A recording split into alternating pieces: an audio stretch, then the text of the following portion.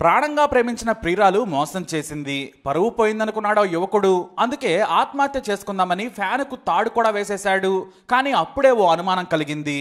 తనను తన జీవితాన్ని నాశనం చేసిన వారు నేను చనిపోయాక బాగానే ఉంటారు కదా, కాబట్టి వారికి శిక్ష వేయాలి. ఒకవేళ నేను ముందు చనిపోతే నా శవాన్ని చూసి నవ్వుకుంటారు. అలాంటి నీచపులవర కోసం తానెందుకు చావాలనుకున్నాడు? వాళ్లను చంపిన తర్వాతే నాకు మనశ్శాంతి అనుకున్నాడు ఆ యువకుడు.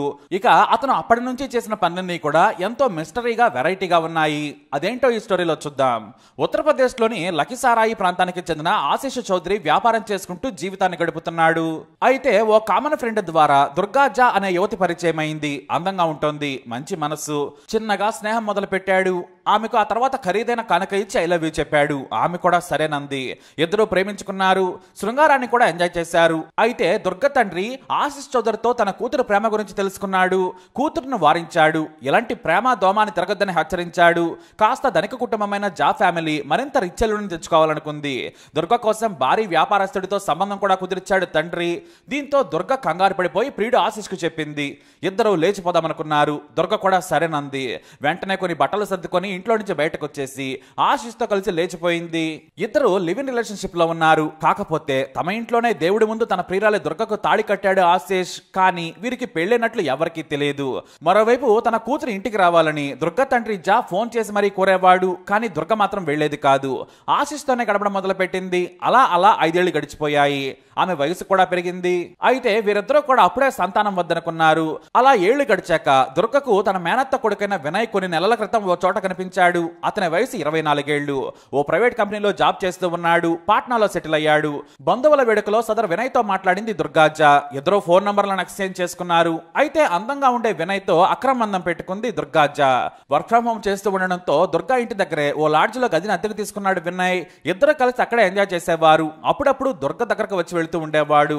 ఇక తనకంటే అప్పటికే వినయ్ 7 ఏళ్లు చిన్న. అతడనే పెళ్లి చేసుకోవాలనుకుంది దుర్గాజా.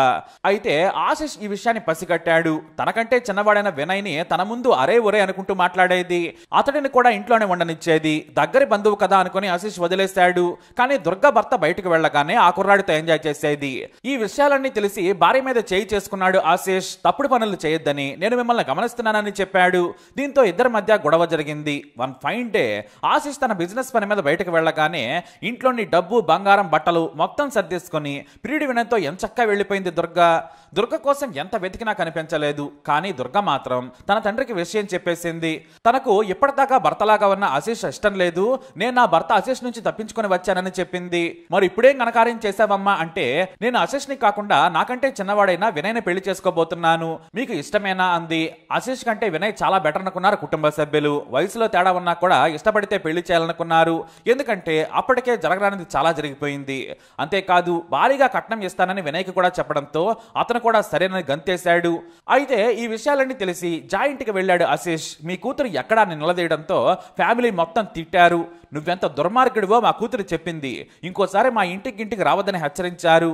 ఆశీష్ చౌదరి వారితో గొడవ పెట్టుకున్నాడు. చిన్న కుర్రాడితో లేచిపోయిందని సిగ్గు లేకుండా చెప్పొచ్చు కదా, మీ బతుకులే ఎంత అని ఫైర్ అయ్యాడు. చుట్టుపక్కల వారు వచ్చి ఆశీష్ మీద చేయి చేసుకున్నారు. పోలీసులకు ఫిర్యాదు చేస్తామనడంతో ఇంటికి వచ్చేశాడు. మరోవైపు తన తల్లిదండ్రులు కూడా ఆశీష్ను తిట్టారు. స్నేహితులకు, బంధువులకు దుర్గ చిన్న కుర్రాడితో లేచిపోయిందని తెలిసిపోయింది. ఇది ఎంతో అవమానంగా ఫీల్ అయ్యాడు ఆశీష్. ఇక బ్రతకడం దండకనుకున్నాడు. అయినా కూడా దుర్గ మీద ప్రేమను చంపుకోలేకపోయాడు. ఎన్నోసార్లు ఫోన్ చేశాడు. నువ్వు తిరిగి వస్తే బాగా చూసుకుంటానని బ్రతిమలాడుతూ మెసేజ్లు పెట్టాడు. కానీ దుర్గ మాత్రం నీకు నాకు సంబంధమే లేదు, ఇక నాకు మెసేజ్లు చేయొద్దు, వేధించొద్దు, మనకు అసలు పెళ్లే జరగలేదని తెగేసి చెప్పింది. పాట్నాలో ఉంటూ యంగులెవరితో ఎంజాయ్ చేయడం మొదలు పెట్టింది. సినిమాలు, షికార్లకు తిరుగుతూ యూత్ఫుల్ లైఫ్ ని ఎంజాయ్ చేస్తోంది దుర్గ. కానీ పరువు పోయాక బతకడం వేస్ట్ అనుకున్న ఆశీష్ ఆత్మహత్య చేసుకోవాలనుకున్నాడు. ఫ్యాన్ కు ఉరేసుకుందాం అనుకుని అంతా సిద్ధం చేసుకున్నాడు. ఇక చావడమే లేటు. ఒక్కసారిగా ఎగిరి స్టూల్ ని తందామనుకునే లోపు ఏదో ఐడియా వచ్చింది. నేను చనిపోతే పరువు తిరిగి వస్తుందా, పెళ్ళాన్ని లేచిపోతే చచ్చాడని నా శవాన్ని చూసి కూడా నవ్వుతారు. అలా కాదు, దుర్గను, నా మీద పగ పెంచుకున్న జా కుటుంబాన్ని మొత్తాన్ని చంపేయాలి. అప్పుడే నాకు ఆత్మశాంతి అనుకున్నాడు. అయితే ఓ ఘోరమైన నేరం చేసే ముందు తనలోని ఆధ్యాత్మికతను బయటకు తీశాడు ఆశిష్. ఇదే ఈ స్టోరీకి చాలా వెరైటీ. అతను దేశం మొత్తంలో ఉన్న 12 జ్యోతిర్లింగాలను సందర్శించాడు. అలాగే కాశీలో చాలా రోజులు దేవుడి సన్నిధిలోనే సేద తీరాడు. శివ పూజలు చేస్తూ ఆశిష్ పూర్తిగా భక్తి భావనలోకి మునిగిపోయాడు. మొత్తం బట్టలిప్పేసి విభూతి రాసుకొని ఫోటోలు కూడా దిగి ఫేస్బుక్ లో పోస్ట్ చేసేవాడు. తన స్నేహితులకు బంధువులకు ఫోన్ చేసి మాట్లాడేవాడు. కానీ ఎంత ఆధ్యాత్మికంలో ఉన్నా కూడా హత్య గురించి మాత్రం ఏమాత్రం వదిలిపెట్టలేదు ఆశిష్. తన యాత్రల గురించి అభిప్రాయాలను చెప్పేవాడు. అంతేకాక అందరికీ పుణ్యక్షేత్రాలను దర్శించాలని సలహా కూడా ఇచ్చేవాడు. ఇక మొత్తానికి యాత్ర ముగిసింది. ఏదో యజ్ఞం చేసి అయిపోయినట్టుగా ఆశిష్ వెంటనే వెళ్లి ఓ నాటు తుపాకీ కొనుక్కున్నాడు. అయితే ఆ 12 జ్యోతిర్లింగాలకు గుర్తుగా 12 బుల్లెట్లు కూడా కొన్నాడు. దేవుడా నన్ను క్షమించు, నేను చేసేది పాపమే, కానీ నాకు నేనుగా చనిపోయినా పాపమే కదా. ఈ జన్మ నువ్విచ్చింది, మీ దగ్గరకే వస్తాను, కానీ బ్రతకాలని లేదు. అలాగని నన్ను మోసం చేసిన వారు హాయిగా బ్రతకడం కూడా నేను తట్టుకోలేకపోతున్నాను. అందుకే వారి చావుకు నేను శాసనం రాస్తున్నానంటూ డైరీ రాయడం మొదలు పెట్టాడు.